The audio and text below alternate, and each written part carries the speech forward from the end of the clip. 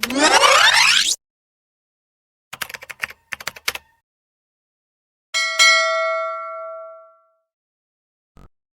Everyone, welcome to VR educators. మనం TGPSC group 2 exam లో వచ్చినటువంటి పాలిటీ క్వశ్చన్లకు సంబంధించి లాస్ట్ వీడియోలో ఒక 15 క్వశ్చన్స్ చూసాము. ఈ వీడియోలో ఇంకొక 10 క్వశ్చన్స్ మనం డిస్కస్ చేద్దాము. ఫస్ట్ క్వశ్చన్ చూడండి.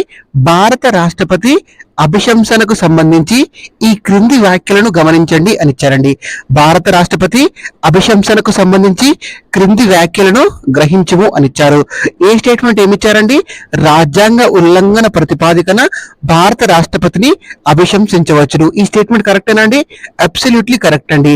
అభిశంసన ప్రక్రియ ద్వారా, మహాభియోగ తీర్మానం ద్వారా భారత రాష్ట్రపతిని అభిశంసించవచ్చును. సో సెకండ్ స్టేట్మెంట్ చూడండి. ఆర్టికల్ 61 సబ్ క్లాస్ 2 లో రాజ్యాంగ ఉల్లంఘన అర్థం వివరించబడింది. ఈ స్టేట్మెంట్ కరెక్టా అండి? మన భారత రాజ్యాంగంలో రాజ్యాంగ ఉల్లంఘన ద్వారా అభిశంసించవచ్చు అని చెప్పారు, కానీ ఈ రాజ్యాంగ ఉల్లంఘన అంటే డెఫినేషన్ ఏంటో, అర్థం ఏంటో మన రాజ్యాంగంలో వివరించలేదు. ఇక్కడ వివరించారు అని ఇచ్చారు కాబట్టి ఇది రాంగ్ స్టేట్మెంట్. అంటే మనకు బి రాంగ్ స్టేట్మెంట్. మనకు సి స్టేట్మెంట్ చూడండి. రాష్ట్రపతి అభిశంసన అనున్నది అర్థ న్యాయ ప్రక్రియ, quasi judicial. Yes, absolutely correct అండి. అంటే మనకు A statement correct, C statement correct, B statement wrong. First దాంట్లో బి ఉంది చూడండి, బి ఎలిమినేట్ చేసేయండి. సెకండ్ దాంట్లో బి లేదు, ఉంచండి. థర్డ్ దాంట్లో బి ఉంది, ఎలిమినేట్ చేసేయండి. ఫోర్త్ దాంట్లో బి ఉంది, ఎలిమినేట్ చేసేయండి. అంటే మనకు answer option 2 is right answer. ఎంత అండి? Option 2 is right answer. మీకు ఈ క్వశ్చన్ లో సి స్టేట్మెంట్ రైటా రాంగ్ గా తెలియకపోయినా సరే మనకు బి స్టేట్మెంట్ రాంగ్ కాబట్టి ఎలిమినేషన్ మెథడ్ లో ఈజీగా ఎలిమినేట్ చేసేయచ్చండి. మనకి బి రాంగ్ కాబట్టి బి ఉన్న స్టేట్మెంట్స్ ఎలిమినేట్ చేసేయండి. సో చూడండి, ఫస్ట్ దాంట్లో ఉంది, థర్డ్ దాంట్లో ఉంది, ఫోర్త్ దాంట్లో ఉంది. ఆటోమేటిక్ గా మన ఆన్సర్ ఏమవుతుందని ఆప్షన్ 2 ఈజ్ రైట్ ఆన్సర్. ఈ క్వశ్చన్ కి ఆన్సర్ ఏంటండి? Option 2 is right answer. మన యూట్యూబ్ ఛానల్లో సో కేంద్ర ప్రభుత్వంలో భాగంగా రాష్ట్రపతికి సంబంధించిన అన్ని ముఖ్యమైన అంశాలను మీకు అందించానండి. ఎవరైనా ఇంట్రెస్ట్ ఉంటే చూసే ప్రయత్నం చేయండి. నెక్స్ట్ క్వశ్చన్ చూద్దాము. క్రింద ఇవ్వబడిన వాటిలో రాజ్యాంగం ప్రకారం రాష్ట్ర గవర్నర్ యొక్క విచక్షణ అధికారాలు ఏవి అని ఇచ్చారండి. క్రింద ఇవ్వబడిన వాటిలో రాజ్యాంగం ప్రకారం రాష్ట్ర గవర్నర్ యొక్క విచక్షణ అధికారాలు ఏవి అని ఇచ్చారు. ఏ స్టేట్మెంట్ ఏమి ఇచ్చారండి? రాష్ట్రపతి పరిశీలన కోసం బిల్లును రిజర్వ్ చేయవచ్చు. రాష్ట్రపతి పరిశీలన కోసం బిల్లును రిజర్వ్ చేయొచ్చు. ఈ స్టేట్మెంట్ కరెక్టేనా అండి? అబ్సల్యూట్లీ కరెక్ట్ అండి. రాష్ట్ర శాసనసభ ఆమోదించిన బిల్లులు ఏవైతే ఉంటాయో వాటిని గవర్నర్ ఆమోదం కోసం పంపినప్పుడు ఆమోదించవచ్చును, తిరస్కరించవచ్చును, పునఃపరిశీలన కోసం పంపవచ్చును, లేదా ఆ బిల్లును రాష్ట్రపతి పరిశీలన కోసం కూడా రిజర్వ్ చేయొచ్చండి.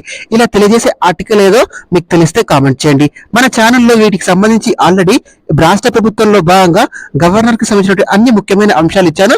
ఒకసారి చూడండి, మీకు ఈజీగా అర్థమైపోతుంది. సో ఫస్ట్ స్టేట్మెంట్ కరెక్టేనా అండి? ఏ స్టేట్మెంట్ కరెక్టే అండి. సెకండ్ స్టేట్మెంట్ చూడండి. రాష్ట్రంలో రాష్ట్రపతి పాలనకు సిఫార్సు చేయవచ్చు. ఇది కూడా గవర్నర్ యొక్క విచక్షణ అధికారం అండి. అంటే బి స్టేట్మెంట్ కూడా మనకి కరెక్టే అండి. సో ఒకసారి ఆప్షన్ చూద్దామండి. ఏబి రెండు ఉండాలి. ఫస్ట్ దాంట్లో బి లేదు, ఎలిమినేట్ చేసేయండి. సెకండ్ దాంట్లో బీసీ ఇచ్చారు, ఏ లేదు కాబట్టి ఇది కూడా ఎలిమినేట్ చేసేయండి. థర్డ్ దాంట్లో ఏసీడి ఇచ్చారు, ఇది కూడా ఎలిమినేట్ చేసేయండి, ఎందుకంటే ఇందులో కూడా బి లేదు. అంటే మనకు అబ్సల్యూట్లీ రైట్ ఆన్సర్ ఏదవుతుందండి? ఏబిడి మాత్రమే అవుతుందండి. ఒకసారి సి స్టేట్మెంట్ కూడా చూద్దామండి. సి స్టేట్మెంట్ ఏమి ఇచ్చారండి? రాష్ట్రంలో ప్రధాన కార్యదర్శి, చీఫ్ సెక్రటరీని నియమించవచ్చును. ఇది కరెక్టా అండి? ఇది రాంగ్ స్టేట్మెంట్ అండి. ప్రధాన కార్యదర్శిని నియమించడం గవర్నర్ యొక్క విచక్షణ అధికారం కాదండి. ఎవరు సిఫార్సు చేస్తారండి? రాష్ట్ర ప్రభుత్వం ఏదైతే ఉంటుందో రాష్ట్ర ప్రభుత్వంలో ముఖ్యమంత్రి గారు ప్రధాన కార్యదర్శిని నియమిస్తారండి. కాబట్టి ఈ స్టేట్మెంట్ మనకి రాంగ్ స్టేట్మెంట్. సో మనకి నెక్స్ట్ స్టేట్మెంట్ చూడండి. పాలన మరియు శాసన సంబంధ విషయాలపై ముఖ్యమంత్రి నుండి సమాచారం తెప్పించుకోవచ్చు. ఈ స్టేట్మెంట్ కరెక్టేనా అండి? అబ్సల్యూట్లీ కరెక్ట్ అండి ఈ స్టేట్మెంట్. అంటే మనకు ఏ, బి, డి మాత్రమే సరైనవి. ప్రధాన కార్యదర్శిని నియమించడం, రాష్ట్రంలో చీఫ్ సెక్రటరీని నియమించడం అనేది గవర్నర్ యొక్క విచక్షణాధికారం కాదు. గుర్తుపెట్టుకోండి, నెక్స్ట్ ఎగ్జామ్ లో కూడా అడగవచ్చండి. చాలా చాలా ఇంపార్టెంట్, గుర్తుపెట్టుకునే ప్రయత్నం చేయండి. సిఎస్ ను ఎవరు నియమిస్తారండి? రాష్ట్ర ప్రభుత్వం నియమిస్తుంది. అత్యంత సీనియర్ ఐఏఎస్ అధికారి ఎవరైతే ఉంటారో రాష్ట్రంలో వారిని సాధారణంగా నియమిస్తారండి, ఇలా చీఫ్ సెక్రటరీగా. ఈ క్వశ్చన్ కి ఆన్సర్ ఏమవుతుందండి? ఆప్షన్ 4 ఈజ్ రైట్ ఆన్సర్ అండి. నెక్స్ట్ క్వశ్చన్ చూద్దాము. వన్ సైడ్ ఏమో ఆర్టికల్స్ ఇచ్చేసాడు, వన్ సైడ్ ఏమో ఆ ఆర్టికల్ దేని గురించి తెలియజేస్తుందో మళ్ళీ మ్యాచ్ చేయమన్నాడు. ఇలాంటివి కూడా చాలా చాలా ఇంపార్టెంట్, గుర్తు పెట్టుకునే ప్రయత్నం చేయండి. ఒకసారి చూద్దామండి. ఆర్టికల్ 74 ఏం తెలియజేస్తుందండి? ఆర్టికల్ 74 అనేది మనకి ఏం తెలియజేస్తుంది అంటే మంత్రిమండలి రాష్ట్రపతికి సలహాలు మరియు సూచనలు ఇవ్వడాన్ని తెలియజేస్తుంది. ఏంటండి? మంత్రిమండలి రాష్ట్రపతికి సలహాలు సూచనలు ఇవ్వడాన్ని ఆర్టికల్ 74 తెలియజేస్తుందండి. ఏకి 2 ఉండాలి. ఏకి 2 ఉన్న ఆప్షన్ ఎక్కడుందో చెక్ చేయండి. సో మనకి ఫస్ట్ ఆప్షన్ లో ఏకి 1 ఉంది, ఎలిమినేట్ చేసేయండి. సెకండ్ ఆప్షన్ లో ఏకి 2 ఉంది, ఉంచండి. థర్డ్ ఆప్షన్ లో ఏకి 3 ఉంది, ఎలిమినేట్ చేసేయండి. ఫోర్త్ ఆప్షన్ లో ఏకి 4 ఉంది, ఎలిమినేట్ చేసేయండి. అంటే మన ఆన్సర్ ఆటోమేటిక్ గా ఆప్షన్ 2 ఈజ్ రైట్ ఆన్సర్ అవుతుందండి. సో మిగిలిన ఆర్టికల్స్ కూడా చెక్ చేద్దామండి. నెక్స్ట్ ఎగ్జామ్ లో మనకి యూజ్ అవుతాయి. ఆర్టికల్ 75 దేని గురించి తెలియజేస్తుంది? ప్రధానమంత్రి నియామకం గురించి తెలియజేస్తుంది. దేని గురించి తెలియజేస్తుందండి? ప్రధానమంత్రి నియామకం గురించి తెలియజేస్తుంది. నెక్స్ట్ మనకు ఆర్టికల్ 61 ఏం తెలుస్తుందో చూద్దామండి. ఆర్టికల్ 61 ఏం తెలియజేస్తుందండి? రాష్ట్రపతి యొక్క అభిశంసన పద్ధతి గురించి తెలియజేస్తుందండి. మీకు ప్రీవియస్ వీడియోలోనే ఇది స్టేట్మెంట్ లో అడిగారు 61 సబ్ క్లాస్ 2 అని, మీరు అది చూసి కూడా పెట్టొచ్చండి. ఆర్టికల్ 61 వచ్చేసి రాష్ట్రపతి యొక్క అభిశంసన పద్ధతి గురించి తెలియజేస్తుందండి. నెక్స్ట్ మనకి ఆర్టికల్ 72 ఏం తెలియజేస్తుందో చూద్దామండి. ఆర్టికల్ 72 అనేది రాష్ట్రపతి యొక్క క్షమాభిక్ష అధికారం గురించి తెలియజేస్తుంది. రాష్ట్రపతి యొక్క క్షమాభిక్ష అధికారం గురించి తెలియజేస్తుంది. అంటే ఈ క్వశ్చన్ కి మనకు ఆన్సర్ ఎంత అండి? Option 2 is right answer for this question. Next question చూద్దామా అండి. Next question 69th question. ఒకసారి చెక్ చేయండి. క్రింది ప్రతిపాదనలో సరి అయినవి ఏవి అని ఇచ్చారండి. ట్రూ స్టేట్మెంట్ ఏదో కనుక్కోమన్నారు. సో ఈ ట్రూ స్టేట్మెంట్ ఏదో కనుక్కోమన్నారు కదా, ఒకసారి స్టేట్మెంట్స్ ఏమి ఇచ్చాడో చూద్దామండి. ఫస్ట్ స్టేట్మెంట్ చూడండి. రాజ్యాంగ సవరణ బిల్లును ప్రతిపాదించే అధికారం రాష్ట్ర శాసనసభకు లేదు. ఇది కరెక్టే కదండి. రాజ్యాంగ సవరణ బిల్లు ప్రతిపాదించే అధికారం రాష్ట్రాల శాసనసభలకు ఉంటుందా? ఉండదు. కాబట్టి ఈ స్టేట్మెంట్ రైట్ అండి. అంటే మనకు ఏ స్టేట్మెంట్ ఉండాలి?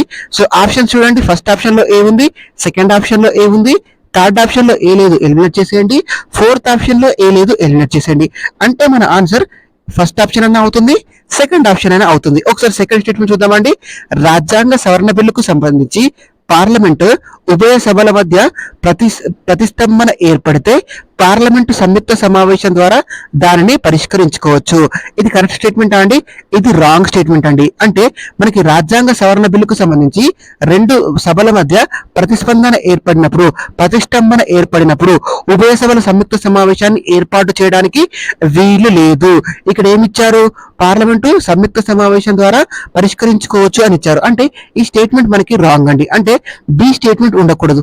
ఆప్షన్ లో చూడండి, ఫస్ట్ ఆప్షన్ సెకండ్ ఆప్షన్ మిగిలాయి కదా, బి ఉన్నదాన్ని ఎలిమినేట్ చేసేయండి. ఫస్ట్ దాంట్లో బి ఇచ్చారు చూడండి ఫస్ట్ ఆప్షన్ లో, కాబట్టి మనకి ఫస్ట్ ఆప్షన్ కూడా ఎలిమినేట్ అయిపోతే ఈ క్వశ్చన్ కి ఆన్సర్ ఏమవుతుందండి? Option 2 is right answer for this question.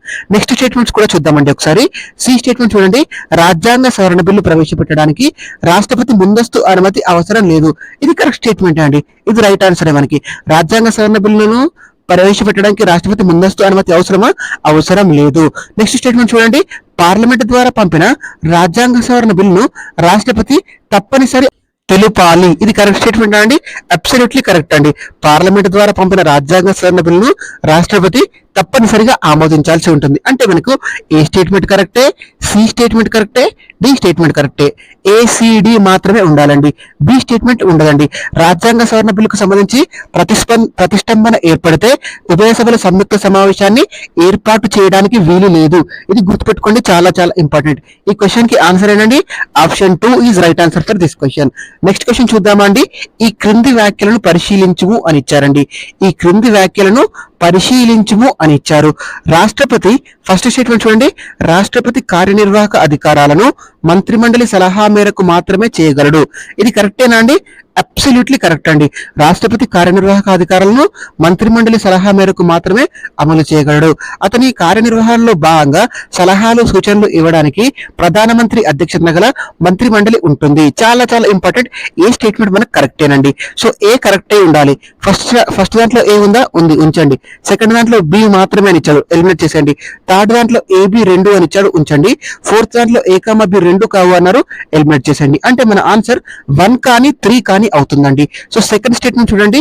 1978 సంవత్సరంలో 44వ రాజ్యాంగ సవరణ ప్రకారం సుప్రీంకోర్టు సూచించిన పరిమిత కేసులు తప్ప మంత్రిమండలి నిర్ణయాలను అమలుపరచని ఎడల రాష్ట్రపతి అభిశంసన చేయడానికి వీలవుతుంది. ఇది కరెక్ట్ స్టేట్మెంట్ అండి, అబ్సల్యూట్లీ కరెక్ట్ స్టేట్మెంట్ అండి. అంటే మనకు ఏ కామా బి రెండు సరి అయినవే. ఎక్కడుందండి ఏ కామా బి రెండు సరి అయినవే? ఆప్షన్ 3 లో ఉంది, ఒక్కసారి చెక్ చేయండి. ఏ కామా బి రెండు సరి అయినవే. ఒకసారి మళ్ళీ చెప్తున్నాను చూడండి. రాష్ట్రపతి కార్యనిర్వాహక అధికారాలను మంత్రిమండలి సలహా మేరకు మాత్రమే అమలు పరచాల్సి ఉంటుంది. 44వ రాజ్యాంగ సవరణ చట్టం 1978లో సుప్రీంకోర్టు సూచించిన పరిమిత కేసులు తప్ప మంత్రిమండలిలో నిర్ణయాలను అమలుపరచని ఎడల రాష్ట్రపతిని అభిశంసన చేయడానికి వీలుందని ఇచ్చారండి. ఈ రెండు కూడా సరైనవే. నెక్స్ట్ క్వశ్చన్ చూద్దామండి. మనము నెక్స్ట్ క్వశ్చన్ ఏమిచ్చారంటే, ఈ క్రింద తెలిపిన విషయాలపై చేసినటువంటి రాజ్యాంగ సవరణలు వాటి కాలానుక్రమంలో అమర్చమన్నారండి. చూడండి, రాజ్యాంగ సవరణలు ఇచ్చారు, అవి ఏ ఇయర్స్ లో చేశారో వాటిని కాలానుక్రమంలో అమర్చమన్నారండి. చాలా చాలా ఇంపార్టెంట్ అండి. క్రోనాలజీ ఆర్డర్ ఇలాంటి క్వశ్చన్స్ ఎగ్జామ్ లో అడుగుతున్నారు, మీరు ఎక్కువగా ఫోకస్ చేయండి. రాబోయే ఎగ్జామ్ లో కూడా ఇలాంటి ప్యాటర్న్ మనకి వచ్చే అవకాశం ఉంది కాబట్టి మీరు నేర్చుకునే ప్రయత్నం చేయండి. ఒకసారి చూస్తే మీకు అర్థమవుతుందని ఈ క్వశ్చన్స్ ఇస్తున్నానండి. సో ఫస్ట్ ఏమి ఇచ్చారండి, ఓటు హక్కు వయసును 21 నుండి 18 సంవత్సరాలకు తగ్గించారు. ఇది ఎప్పుడు చేశారండి? మనకి ఇది 61వ రాజ్యాంగ సవరణ చట్టం 1988లో. ఎప్పుడండి? 61వ రాజ్యాంగ సవరణ చట్టం 1988లో ఓటు హక్కు వయసును 21 సంవత్సరాల నుండి 18 సంవత్సరాలకు తగ్గించారు. అప్పుడు ప్రధానమంత్రి ఎవరు ఉన్నారండి? రాజీవ్ గాంధీ గారు ప్రధానమంత్రి ఉన్నారు. ఇది ఎప్పుడండి? 1988వ సంవత్సరము. నెక్స్ట్ మనకి లోక్సభ శాసనసభలో మహిళా రిజర్వేషన్లు ఎప్పుడండి? ఇది 106వ రాజ్యాంగ సవరణ చట్టం 2023లో వస్తుందండి. నెక్స్ట్ మనకి 9వ షెడ్యూల్ ఎప్పుడండి? మనకి 1వ రాజ్యాంగ సవరణ చట్టం 1951లో వస్తుంది 9వ షెడ్యూల్. నెక్స్ట్ మనకి ఈడబ్ల్యూఎస్ రిజర్వేషన్లకు సంబంధించి ఎప్పుడు వస్తుందండి? మనకి ఈడబ్ల్యూఎస్ రిజర్వేషన్లు అనేవి 103వ రాజ్యాంగ సవరణ చట్టం 2019లో తీసుకొస్తారండి. ఎప్పుడండి? 103వ రాజ్యాంగ సవరణ చట్టం 2019లో ఈ ఈడబ్ల్యూఎస్ రిజర్వేషన్లు ఎకనామికల్లీ వీకర్ సెక్షన్ కి రిజర్వేషన్లు కల్పించడం జరిగిందండి. ఎంత శాతం అండి? గరిష్టంగా 10% కల్పిస్తారండి. చాలా చాలా ఇంపార్టెంట్, గుర్తుపెట్టుకునే ప్రయత్నం చేయండి. నెక్స్ట్ మనకి కోఆపరేటివ్ సొసైటీస్ సహకార సంఘాలకు సంబంధించినటువంటి రాజ్యాంగ సవరణ ఏదండి? 97వ రాజ్యాంగ సవరణ చట్టం 2012కు సంబంధించిందండి. ఎప్పుడండి? 97వ రాజ్యాంగ సవరణ చట్టం 2012 అనేది ఈ కోఆపరేటివ్ సొసైటీస్ సహకార సంఘాలకు సంబంధించింది. ఒకసారి ఇప్పుడు మనం వరుస క్రమంలో అమర్చినట్లయితే ఫస్ట్ ఏది వస్తుందండి? ఫస్ట్ మనకి 9వ షెడ్యూల్ వస్తుంది. ఎప్పుడండి? 9వ షెడ్యూల్ 1951వ సంవత్సరంలో వస్తుందండి. ఆ తర్వాత మనకు ఏదొస్తుందండి? ఓటు హక్కు వయసు 21 నుండి 18 సంవత్సరాలు తగ్గింపు వస్తుందండి. ఎప్పుడండి? 1988వ సంవత్సరం. అంటే మనకి ఫస్ట్ సి రావాలి, ఆ తర్వాత ఏ రావాలి. ఆప్షన్స్ చెక్ చేయండి. ఫస్ట్ సి వచ్చిన తర్వాత ఏ ఉన్న ఆప్షన్స్ మనకి ఫస్ట్ ఆప్షన్ లో డి కామా బి ఉంది, ఎలిమినేట్ చేసేయండి. సెకండ్ ఆప్షన్ లో సి కామా ఏ ఉంది, ఉంచండి. థర్డ్ ఆప్షన్ లో ఏ కామా సి ఉంది, ఎలిమినేట్ చేసేయండి. ఫోర్త్ ఆప్షన్ లో సి కామా ఏ ఉంది, ఎలిమినేట్ చేసేయండి. అంటే మన ఆన్సర్ ఏమవుతుందండి? ఖచ్చితంగా option 2 is right answer for this question. C తర్వాత ఏ రావాలండి. ఆ తర్వాత మనకు ఏదొస్తుందండి? సిఏ తర్వాత మనకి సహకార సంఘాల ఏర్పాటు వస్తుందండి 2012 సంవత్సరంలో. ఎప్పుడండి? 2012వ సంవత్సరంలో సిఏఈ వస్తుందండి. ఆ తర్వాత మనకి సిఏఈ తర్వాత ఏదొస్తుందండి? ఈడబ్ల్యూఎస్ ఎకనామికల్లీ వీకర్ సెక్షన్స్ కి రిజర్వేషన్ కి సంబంధించి వస్తుందండి. ఎప్పుడండి? 2019వ సంవత్సరంలో. ఆ తర్వాత మనకి ఏమొస్తుందండి? లాస్ట్ కి మనకి లోక్సభ శాసనసభలో మహిళా రిజర్వేషన్లకు సంబంధించి వస్తుందండి 2023వ సంవత్సరంలో 106వ రాజ్యాంగ సవరణ చట్టం ద్వారా. అంటే మనకు CAEDB is right answer for this question. చాలా చాలా ఇంపార్టెంట్ అండి. ఇది నెక్స్ట్ ఎగ్జామ్ లో కూడా అడగడానికి అవకాశం ఉంది కాబట్టి మీరు గుర్తుపెట్టుకునే ప్రయత్నం చేయండి. సో నెక్స్ట్ క్వశ్చన్ చూద్దామా అండి? నెక్స్ట్ క్వశ్చన్ మనకి మళ్ళీ మ్యాచ్ ద ఫాలోయింగ్ ఇచ్చారు. వన్ సైడ్ ఏమో రాజ్యాంగ సవరణ చట్టాలు ఇచ్చారు, మరొక సైడ్ ఏమో ఈ రాజ్యాంగ సవరణ చట్టాలు వేటి గురించి తెలియజేస్తాయి అని ఇచ్చారండి. ఫస్ట్ చూడండి, మొదటి రాజ్యాంగ సవరణ చట్టం 1951 అని ఇచ్చారు. మనం ఇంతకు ముందే డిస్కస్ చేసామండి. ఈ మొదటి రాజ్యాంగ సవరణ చట్టం 1951 అనేది ఏ షెడ్యూల్ కి సంబంధించండి? 9వ షెడ్యూల్ కి సంబంధించిందండి.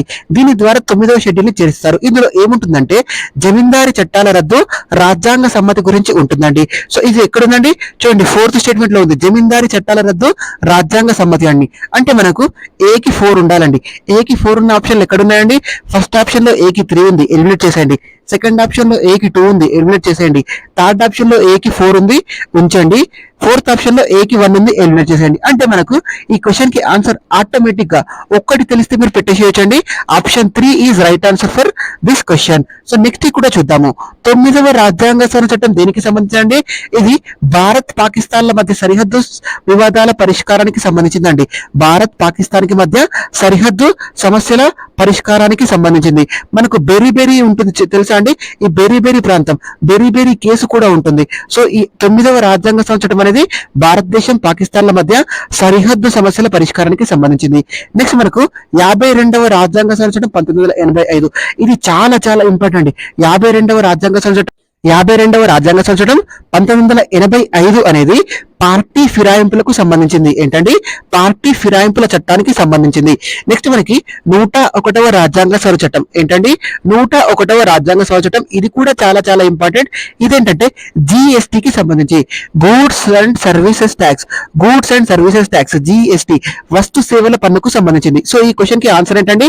Option 3 is right answer for this question. Next question చూద్దామండి. నెక్స్ట్ క్వశ్చన్ ఏమి ఇచ్చారంటే, క్రింద తెలిపిన సమాఖ్య పద్ధతిపై ప్రభావం చూపే రాజ్యాంగ సవరణ నియమాల వరుస క్రమ పద్ధతిలో ఏర్పాటు చేయండి అని ఇచ్చారండి. 4 స్టేట్మెంట్స్ ఇచ్చారు, వాటిని వరుస క్రమంలో అమర్చమన్నారండి. రాజ్యాంగ సవరణకు సంబంధించింది, అది కూడా సమాఖ్య పద్ధతిపై, ఫెడరల్ సిస్టమ్ పై ప్రభావం చూపే రాజ్యాంగ సవరణకు సంబంధించి ఇచ్చి వాటిని వరుస క్రమంలో అమర్చమన్నారండి. మన భారత రాజ్యాంగంలో రాజ్యాంగ సవరణ గురించి తెలిసే ఆర్టికల్ ఏంటండి? ఆర్టికల్ 368 అనేది రాజ్యాంగ సవరణ గురించి తెలియజేస్తుందండి. సో ఫస్ట్ స్టేట్మెంట్ చూడండి, పార్లమెంట్ లోని ఏ సభలో అయినా ఈ బిల్లును ప్రవేశపెట్టవచ్చు. Second statement ఏమిచ్చారండి? కనీసం సగం రాష్ట్రాల శాసనసభలు తమ ఆమోదాన్ని తెలపాలి. C statement ఏమిచ్చారండి? రాష్ట్రపతి ఆమోదం అని ఇచ్చారండి. డి స్టేట్మెంట్ ఏమిచ్చారండి? ఉభయ సభల సమావేశంలో 2/3 సభ్యులు హాజరై ఓటింగ్ వేసిన వారిలో 50% కంటే ఎక్కువ మంది ఆమోదించాలి అని ఇచ్చారండి. ఈ 4 స్టేట్మెంట్లను వరుస క్రమంలో అమర్చమన్నారండి. సో మీకు వీటికి సంబంధించి ఏది కూడా తెలియకుంటే ఒకటి గుర్తుపెట్టుకోండి, అదేంటంటే ఏ బిల్ అయినా సరే చట్టంగా మారాలంటే చివరగా అది రాష్ట్రపతి ఆమోదం కంపల్సరీ. ఏ బిల్ అయినా చట్టంగా మారాలంటే రాష్ట్రపతి ఆమోదం తప్పనిసరి. అంటే మనకు రాష్ట్రపతి ఆమోదం ఏదైతే ఉంటుందో అది చివరగా ఉంటుందండి. ఒక బిల్లు అంతిమంగా చట్టంగా మారాలంటే రాష్ట్రపతి ఆమోదం తప్పనిసరి. కాబట్టి రాష్ట్రపతి ఆమోదం అనేది చివరగా వస్తుంది. అంటే మనకు సి స్టేట్మెంట్ అనేది చివరగా రావాలండి. ఒకసారి ఆప్షన్ చెక్ చేయండి. ఫస్ట్ ఆప్షన్ లో లాస్ట్ డి ఉంది, ఎలిమినేట్ చేసేయండి. సెకండ్ ఆప్షన్ లో లాస్ట్ కు సి ఉంది, ఉంచండి. థర్డ్ ఆప్షన్ లో లాస్ట్ కు డి ఉంది, ఎలిమినేట్ చేసేయండి. ఫోర్త్ ఆప్షన్ లో లాస్ట్ కు సి ఉంది, ఉంచండి. అంటే మన ఆన్సర్ 2 కానీ 4 కానీ అవుతుందండి. రెండిట్లో కూడా ఫస్ట్ ఏ ఉంది, ఏ స్టేట్మెంట్ ఏముందండి? పార్లమెంట్ లోని ఏ సభలో అయినా ప్రవేశపెట్టవచ్చు. దీని తర్వాత ఏమొస్తుందండి? ఒక ఆప్షన్ లోనేమో డి ఉంది, ఇంకొక ఆప్షన్ లోనేమో బి ఉంది. ఒకసారి చూద్దామండి. బి స్టేట్మెంట్ ఏముందండి? కనీసం సగం రాష్ట్రాల శాసనసభలు తమ ఆమోదాన్ని తెలపాలి. డి స్టేట్మెంట్ ఏముందండి? ఉభయ సభల సమావేశంలో 2/3 సభ్యులు హాజరై ఓటింగ్ లో పాల్గొని మొత్తం సభ్యుల్లో 50% కంటే ఎక్కువ మంది మెజారిటీతో ఆమోదించాలి. ఈ 2 స్టేట్మెంట్ లో ఫస్ట్ ఏదొస్తుందండి?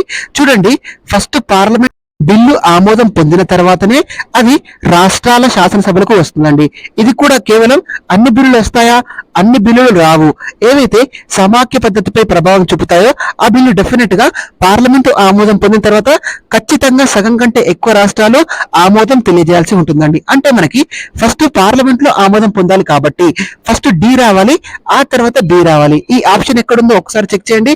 డి తర్వాత బి రావాలి కాబట్టి మనకి ఆప్షన్ 2 ఈజ్ రైట్ ఆన్సర్ అండి. ఏంటండి? Option 2 is right answer for this question. ఈ క్వశ్చన్ కి ఆన్సర్ ఏమవుతుంది? Option 2 is right answer for this question. Next question చూద్దామండి. క్రింద పేర్కొన్న విషయాల్లో మార్పులకై చేసే రాజ్యాంగ సవరణలకు రాష్ట్ర శాసనసభలు ఆమోదం అవసరమైనటువంటి వాటిని గుర్తించండి అని ఇచ్చారండి. ఏమిచ్చారండి? క్రింద పేర్కొన్న విషయాల్లో మార్పులకై చేసే రాజ్యాంగ సవరణలకు రాష్ట్రాల శాసనసభలు ఆమోదం అవసరమైన వాటిని గుర్తించండి అని ఇచ్చారండి. సో ఒక్కసారి చూద్దామా అండి.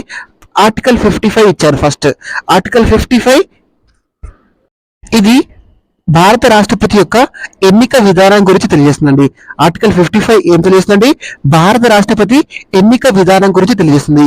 ఇందులో ఏ మార్పులు చేయాలన్నా పార్లమెంటుతో పాటు రాష్ట్రాల శాసనసభల ఆమోదం కూడా కావాలండి. అంటే మనకు ఏ స్టేట్మెంట్ కరెక్టే అండి. ఏ స్టేట్మెంట్ ఉండాలి చూడండి ఆప్షన్స్ లో. ఫస్ట్ దాంట్లో ఏ ఉందా, లేదు, ఎలిమినేట్ చేసేయండి. సెకండ్ దాంట్లో ఏ ఉందా, ఉంచండి, ఏ ఉంది. థర్డ్ దాంట్లో ఏ ఉందా, ఏ ఉంది, ఉంచండి. ఫోర్త్ దాంట్లో ఏ లేదు, ఎలిమినేట్ చేసేయండి. అంటే మన ఆన్సర్ 2 కానీ 3 కానీ అవుతుందండి. సో 2, 3లో కామన్ గా ఏముందో చూడండి, బి ఉంది చూడండి, రెండిట్లో బి ఉంది. అంటే మనకు బి స్టేట్మెంట్ కూడా కరెక్టే ఆటోమేటిక్ గా. బిలో ఏముందండి, పార్ట్ 5 లోని 4వ అధ్యాయం. పార్ట్ 5 లోని 4వ అధ్యాయం దేని గురించి తెలియజేస్తుందండి, ఇది యూనియన్ జ్యుడిషియరీ గురించి తెలియజేస్తుందండి. యూనియన్ జ్యుడిషియరీ, కేంద్ర న్యాయ వ్యవస్థ గురించి తెలియజేస్తుందండి. దీంట్లో ఏ మార్పులు చేయాలన్నా పార్లమెంట్ తో పాటు రాష్ట్రాల శాసనసభ్యులు కూడా ఆమోదించాల్సి ఉంటుందండి. నెక్స్ట్ మనకి సి స్టేట్మెంట్ చూడండి, భాగం 11లోని మొదటి అధ్యాయము, 11th పార్ట్ లోని ఫస్ట్ అధ్యాయము రెండిట్లో కూడా ఉంది చూడండి, రెండిట్లో ఉంది కాబట్టి ఇది కూడా మనకి రైటే. సో ఇది 9th పార్ట్ లోని ఫస్ట్ చాప్టర్ ఏం తెలియస్తుందంటే శాసనపర సంబంధాల గురించి తెలియజేస్తుందండి. ఏంటండి, శాసనపర సంబంధాల గురించి తెలియజేస్తుంది. ఈ శాసనపర సంబంధాల్లో ఏ మార్పులు చేయాలన్నా పార్లమెంట్ తో పాటుగా మనకి రాష్ట్ర శాసనసభల ఆమోదం కావాలండి. అంటే మనకు ఏబిసి 2 కరెక్టే అండి. సో డి స్టేట్మెంట్ కూడా చూడండి, 7వ షెడ్యూల్లోని ఏ జాబితానైనా, ఏంటండి, 7వ షెడ్యూల్లోని ఏ జాబితానైనా మనకి ఇందులో ఏముంటుందండి, అధికారాల విభజన ఉంటుందండి. కేంద్ర జాబితా, రాష్ట్ర జాబితా, ఉమ్మడి జాబితా గురించి ఉంటుంది. సో ఇది కూడా మనకి రాష్ట్రాల శాసనసభలు ఆమోదం పొందాల్సి ఉంటుందండి ఏదైనా మార్పులకు గురవుతాయి. అంటే ఈ క్వశ్చన్ కి ఆన్సర్ ఏమవుతుంది, A comma B comma C comma D అన్ని సరి అయినవే. 75 కి ఆన్సర్ ఏంటండి, option 2 is right answer for this question. Option 2 is right answer for this question. ఇందులో నేను 74 క్వశ్చన్ మిస్ చేశానండి. ఒకసారి 74 క్వశ్చన్ ఏమి ఇచ్చారో చూడండి. 74th క్వశ్చన్ చూడండి, ఈ క్రింది వాటిలో ఏ రాజ్యాంగ సవరణ భారత రాజ్యాంగంలోని ప్రకరణ 3 ఆర్టికల్ 3 నకు సవరణ చేసింది అని ఇచ్చారండి. ఏంటండి, క్రింది వాటిలో ఏ రాజ్యాంగ సవరణ భారత రాజ్యాంగంలోని ప్రకరణ 3 కు సవరణ చేసింది అని ఇచ్చారండి. ఇది చూడండి రాజ్యాంగ సవరణకు సంబంధించిందండి. సో రాజ్యాంగ సవరణలు కూడా చాలా చాలా ఇంపార్టెంట్ అండి. నేను మన యూట్యూబ్ ఛానల్లో ప్లేలిస్ట్ మీకు ముఖ్యమైనటువంటి రాజ్యాంగ సవరణలో కొన్ని రాజ్యాంగ సవరణల గురించి డిస్కస్ చేశానండి. ఇంకా కూడా యాడ్ చేస్తాను, ఎవరైనా చూడకుండా చూసే ప్రయత్నం చేయండి. సో ప్రకరణ 3 ఆర్టికల్ 3కి ఏ రాజ్యాంగ సవరణ ద్వారా మనకి సవరణ చేశారండి, 18వ రాజ్యాంగ సవరణ చట్టం ద్వారా చేశారండి. ఏంటండి, 18వ రాజ్యాంగ సవరణ చట్టం ద్వారా ఈ ఆర్టికల్ 3కి సవరణ చేసి ఇందులో స్టేట్, రాష్ట్రం అంటే ఏం స్పష్టం చేశారండి. ఇది ఏ సంవత్సరంలో జరిగిందండి, 18వ రాజ్యాంగ సవరణ చట్టం అనేది 1966వ సంవత్సరంలో జరుగుతుందండి. దీని దేనికి సంబంధించినండి, ఆర్టికల్ 3 ఏదైతే ఉంటుందో ఆర్టికల్ 3కి సంబంధించినటువంటి రాజ్యాంగ సవరణ చట్టం అండి. చాలా చాలా ఇంపార్టెంట్, గుర్తుపెట్టుకోండి. 18వ రాజ్యాంగ సవరణ చట్టం దేనికి సంబంధించింది, ఆర్టికల్ 3కి సంబంధించింది. 74th క్వశ్చన్ కి ఆన్సర్ ఏమవుతుంది, ఆప్షన్ 2 ఈజ్ రైట్ ఆన్సర్. ఏంటండి, option 2 is right answer for this question. Next question చూద్దామండి. 75 ఆల్రెడీ డిస్కస్ చేశాము. 76 క్వశ్చన్ చూడండి, క్రింద ఇవ్వబడిన భారతదేశంలోని ఏ రాష్ట్రాలకు 73వ రాజ్యాంగ సవరణ చట్టం 1992 వర్తించదు అని ఇచ్చారండి. ఏంటండి, 73వ రాజ్యాంగ సవరణ చట్టం ఏ రాష్ట్రాలకు వర్తించదు అని ఇచ్చారండి. ఇది చాలా చాలా ఇంపార్టెంట్ అండి. ఇది దేనికి సంబంధించిందండి, పంచాయతీరాజ్ వ్యవస్థకు సంబంధించింది. 73వ రాజ్యాంగ సవరణ చట్టం దేనికి సంబంధించింది, పంచాయతీరాజ్ వ్యవస్థకు సంబంధించింది. ఈ పంచాయతీరాజ్ చట్టము ఏ రాష్ట్రాలకు వర్తించదు అని ఇచ్చారండి. ఆప్షన్స్ లో చూడండి, స్టేట్మెంట్ లో ఫస్ట్ది నాగాలాండ్, సెకండ్ది అరుణాచల్ ప్రదేశ్, థర్డ్ది మేఘాలయ, 4th సిక్కిం అని ఇచ్చారండి. ఈ 4గిట్లో దేనికి వర్తించదు అని ఇచ్చారండి. ఈ చట్టంలో మనకి ఆర్టికల్ 243 ఏం తెలియజేస్తుందంటే మినహాయింపుల గురించి తెలియజేస్తుందండి. ఏంటండి, మినహాయింపుల గురించి తెలియజేస్తుంది. ఈ చట్టం ఏ ప్రాంతాలకు వర్తించదో అందులో తెలియజేస్తుందండి. అందులో ఏముంటుందండి, నాగాలాండ్, మేఘాలయ, మిజోరాం రాష్ట్రాలకు ఈ చట్టం వర్తించదు. నాగాలాండ్, మేఘాలయ, మిజోరాం రాష్ట్రాలకు ఈ చట్టం వర్తించదు. దీనితో పాటుగా వెస్ట్ బెంగాల్లోని డార్జిలింగ్ కి సంబంధించిన కొన్ని ప్రాంతాలకు కూడా ఈ చట్టం వర్తించదు. మనకి ఆప్షన్స్ లో ఏమి ఇచ్చారండి, నాగాలాండ్, మేఘాలయ, అరుణాచల్ ప్రదేశ్, సిక్కిం ఇచ్చారు. అంటే ఏ రాష్ట్రాలకు వర్తించదండి, నాగాలాండ్, మేఘాలయ రాష్ట్రాలకు వర్తించదండి. ఇక్కడ మనకి అటానమస్ హిల్ డిస్ట్రిక్ట్స్ ఉంటాయండి, స్వయం ప్రతిపత్తిగత జిల్లాలు ఉంటాయండి. అవి మనకి ఇక్కడ పరిపాలనను చూసుకుంటాయి. ఇక్కడ మనకి 73వ రాజ్యాంగ సవరణ చట్టం అనేది వర్తించదు. అంటే మనకి ఆన్సర్, ఈ క్వశ్చన్ కి ఆన్సర్ ఏమవుతుంది, నాగాలాండ్ అండ్ మేఘాలయ అవుతుందండి. ఏ కామా సి మాత్రమే. ఎక్కడుందండి? ఏ కామా సి మాత్రమే మనకి ఫస్ట్ ఆప్షన్ లో ఉంది చూడండి ఒకసారి. ఏ కామా సి మాత్రమే సరి అయినది. సో ఈ క్వశ్చన్ కి ఆన్సర్ ఏంటండి? First option is right answer for this question. చాలా చాలా ఇంపార్టెంట్ అండి. ఈ క్వశ్చన్స్ మనకి నెక్స్ట్ ఎగ్జామ్ లో కూడా రావచ్చు, కాబట్టి మీరు ఒకసారి చూసే ప్రయత్నం చేయండి. ఇంకా మిగిలినటువంటి క్వశ్చన్స్ ఏవైతే ఉన్నాయో వాటిని మనం నెక్స్ట్ వీడియోలో నేర్చుకునే ప్రయత్నం చేద్దాము. Thank you so much for watching. Please subscribe to VR educators. Thank you everyone.